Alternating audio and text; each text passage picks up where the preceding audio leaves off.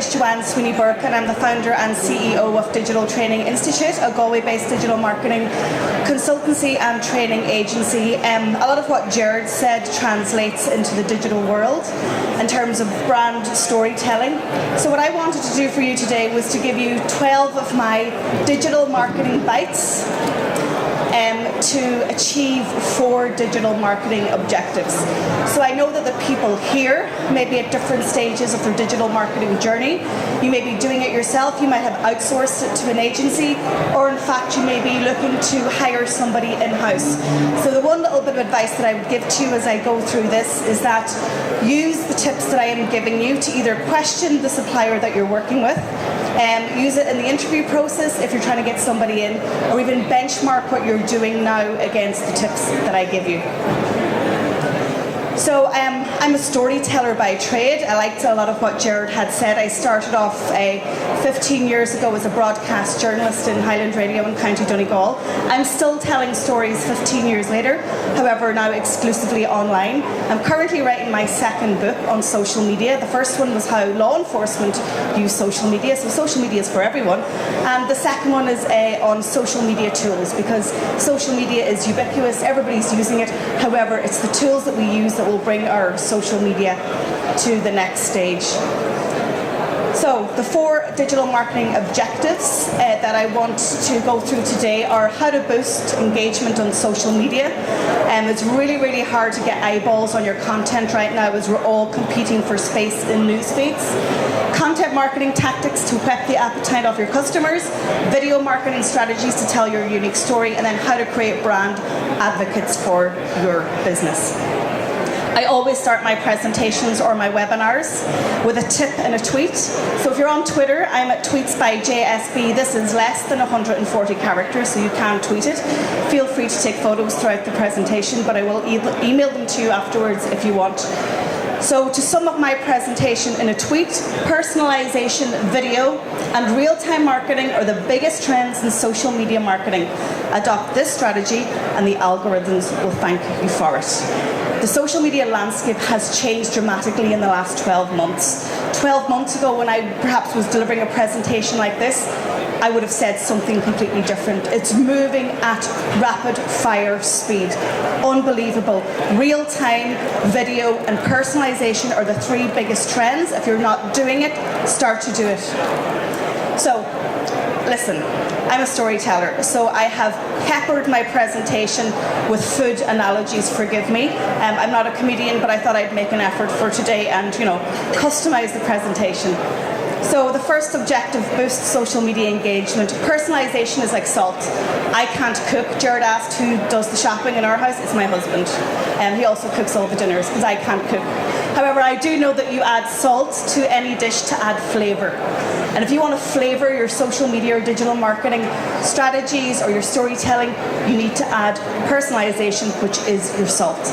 Getting front of screen, bringing people into your brand, into your company, and telling your story. One great example is the Happy Pear, and they have a food outlet, they have their own food brands, they're massive on Snapchat, and what they give us is huge personalisation. So they tell us about themselves, we learn about their families, we learn about their food, their commitment to organic, their commitment to whole foods, and of course we follow them on their journey. They even had a couple of hundred people turn up on a beach in Greystones to go swimming with them at 5 in the morning. They cover that story on Snapchat, and they're pretty amazing. So a really good example. Some of you may have a conflict within yourself about how much of your personal life or your personal information that you put on social media. However, this is a great example of doing it well. Commit and commit fully. Okay? Number 2, video is the secret ingredient.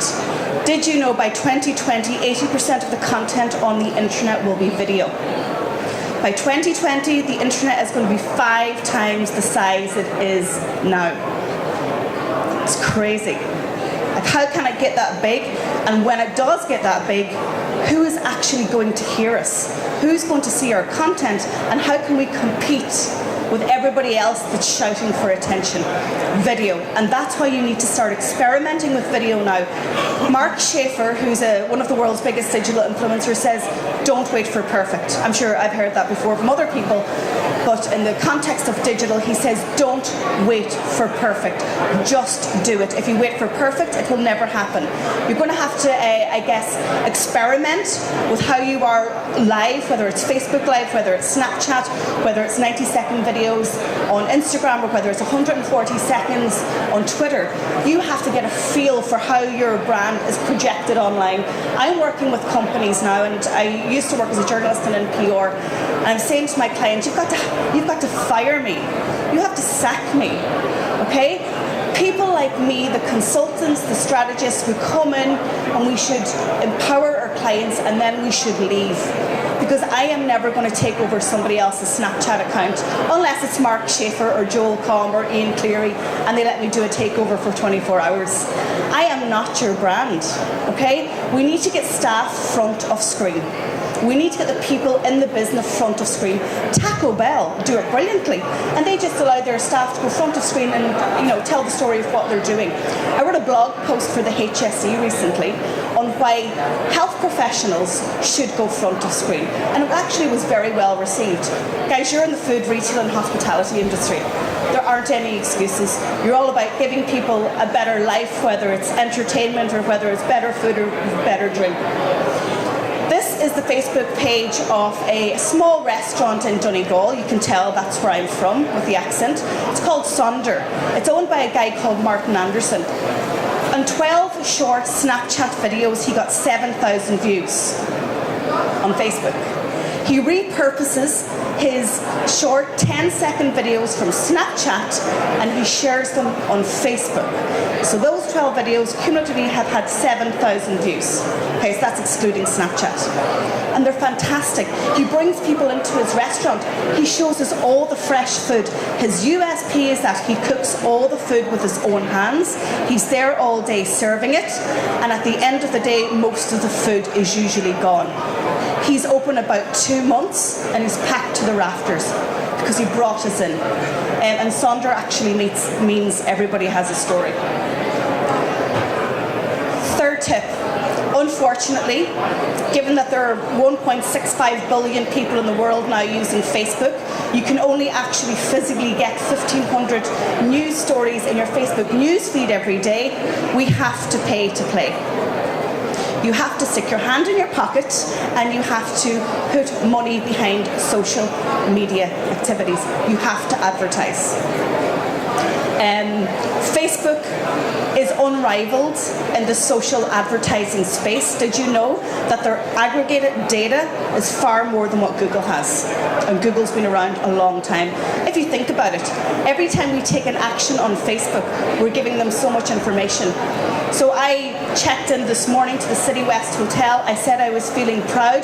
Both my children are having a birthday today and I'm here with you, but that's okay. That's why I'm going soon. So I checked in on Facebook at the City West Hotel. I said I was feeling proud and I wished my 14-year-old twins happy birthday, but they're not 14 years old. Bobby is 7 and Sophie is 21 today. They were born on the same day, 21 years apart. So with that little action and that little status update, Facebook got so much information from me, and that's only one status update. So they are unrivaled in terms of data and in terms of opportunity to get eyeballs on your content. However, you have to use Facebook advertising strategically. You have to build up your sales funnel. So like with any marketing tactic, what you should be doing is building a warm audience. Don't just use geo-targeting or demographic targeting in terms of age in relation to your Facebook ad strategy.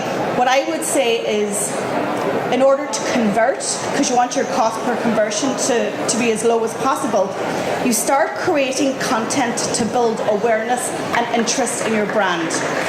Facebook has now got a new pixel. All it is a little piece of code, and you get your web manager to put that piece of code in your website.